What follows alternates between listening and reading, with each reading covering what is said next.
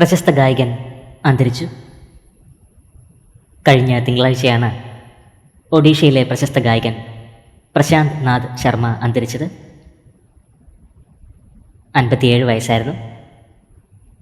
All India റേഡിയോയിൽ ഉൾപ്പെടെ നിരവധി സംഗീത പരിപാടികൾ അവതരിപ്പിച്ചിട്ടുള്ള ഗായകനാണ് പ്രശാന്ത് നാഥ് ശർമ്മ.